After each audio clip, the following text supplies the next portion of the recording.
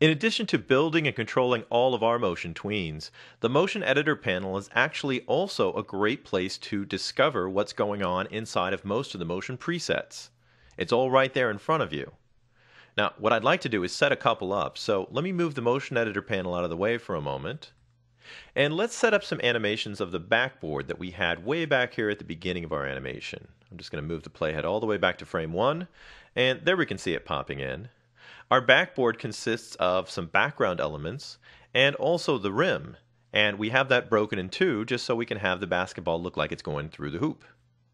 But before we can shoot any hoops, we're going to have to bring that backboard onto the stage. So let's use a preset to animate it in. Now I'm going to go over here and look at the objects that we've got to work with.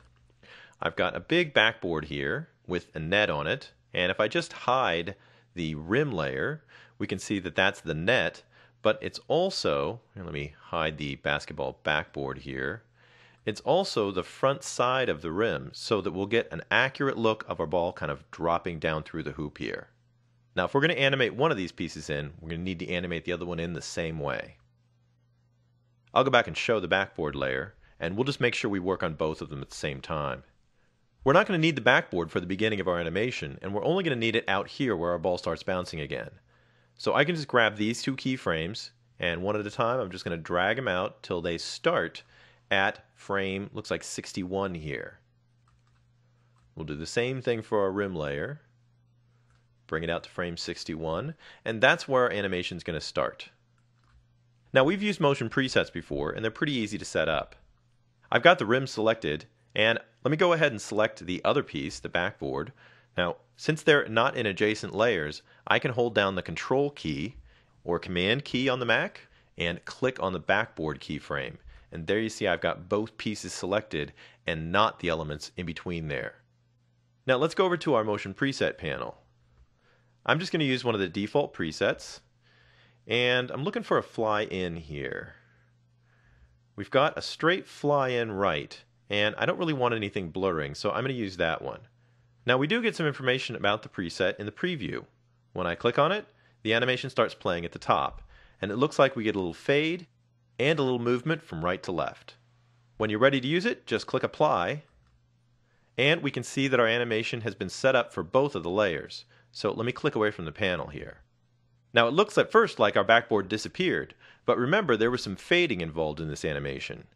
Now since we have the same animation on both of them, let's just click on the backboard, and we can see as we move the playhead around, we are getting that fade as the backboard kind of flies in from the right and drops into place. Let's select the tween and go take a look at this in the Motion Editor panel. I'll double click and bring my panel up. And I'll even click on the Y layer to collapse it, and we can see where the solid lines are. Like our basketball, the backboard moves in the X and the Y directions, so we see solid lines for both of those. And X and Y are actually hooked together. If you grab one, you're going to be setting up solid lines or changes for both of them. But down lower here, we can see that we have another property that's being animated, the alpha property. And if we watch the value as we move the playhead back and forth, we can see that the alpha starts out at a 0, and goes on up to 100. Now even though we only see two keyframes up here, we get a lot more information inside of this Motion Editor panel, and we can see exactly what the preset included and how it set up its animation.